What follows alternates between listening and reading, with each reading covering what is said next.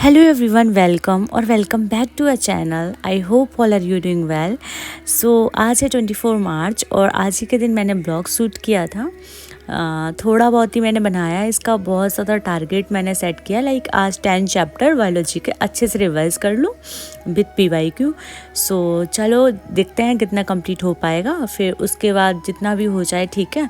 और मैं last chapter से स्टार्टिंग कर रही हूँ क्योंकि आगे के चैप्टर बहुत अच्छे से पढ़े हैं। और लास्ट चैप्टर से स्टार्टिंग करने के बाद मतलब सबसे पहले मैंने न्यूरल लिया है, इसमें भी मैं सेंट्रल नर्वस सिस्टम यहाँ पे रिवाइज कर रही हूँ। तो सबसे पहले मैंने क्या किया कि जो भी टॉपिक मेरे को नहीं आते थे ना, मैंने उसका यूट्यूब से सारी वीडियो देख ली हर एक चैप्टर की। जैसे इस वाले चैप्टर में जो था वो जनरेशन एंड कंडक्शन इम्पल्स था, मेरे को टफ लगता था, मेरे को अच्छे से होता नहीं था याद। तो मैंने एक यूट्यूब पे वीडियो देखी और उसी के नोट्स बना लिए शॉर्ट नोट्स तरीके से, तो मेरे को बहुत अच्छे से समझ आ गया। वही मेरा वीक टॉपिक था, उसे मैंने बहुत अच्छे से क्लियर कर लिया और साथ के साथ रिवाइज भी कर लिया। तो इससे क्या हो, NCERT पढ़ने में दिक्कत नहीं होती, वो बहुत जल्दी रिवाइज हो जाता है। सबसे पहले आपको ना ज़्यादा टाइम देना होता है। पहली बार बहुत ज़्यादा टाइम दे दो, लाइक अगर 4 घंटे लग रहे हैं एक चैप्टर को पढ़ने में तो दे डालो, फिर उसके बाद रिवीजन करने में बहुत कम टाइम लगता है। देन मैं पहले से इस पर टिक लगा रखी थी, तो मैंने सोचा चलो रिवाइज़ कर लेती हूँ। और यहाँ पे ये दोनों टारगेट हो गए। अब मेरे और यहाँ पे 9:50 पे मेरा चैप्टर कंप्लीट हो चुका था विद PYQ। उसके बाद मैं इसे PDF से पढ़ रही थी क्योंकि उसमें पेज थे नहीं मेरे NCERT में, मतलब फट गई थी।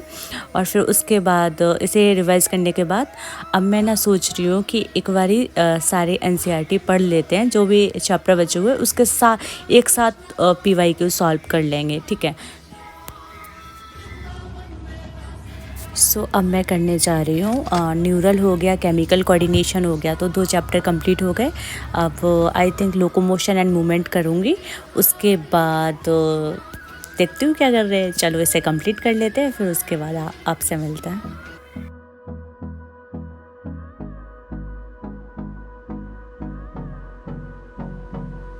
फाइनली वो चैप्टर कंप्लीट हो गया। अब एक्सक्रीशन करने जा रही हूँ।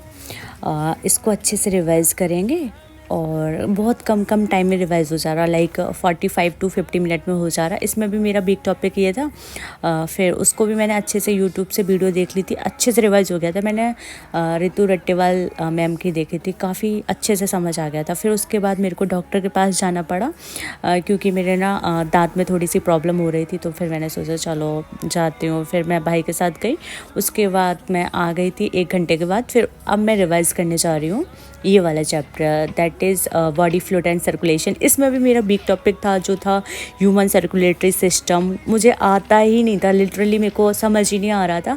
फिर उसके बाद मैंने अच्छे से इसकी वीडियो देखी, बहुत अच्छे से समझ आ गया, सारे टॉपिक मेरे एकदम क्रिस्टल क्लियर हो गए। तो रिवाइज़ करने में अब कोई दिक्कत नहीं आती है, कार्डिक साइकिल वगैरह, क्योंकि हर एक चैप्टर में कुछ चुनिंदा टॉपिक ज़रूर हैं जो हमेशा दुख देते हैं, रिवाइज़ ही नहीं हो पाता। तो एक बार अच्छे से देख डालो कि हाँ समझना तो है ही, तो फिर अच्छे से हो जाएगा।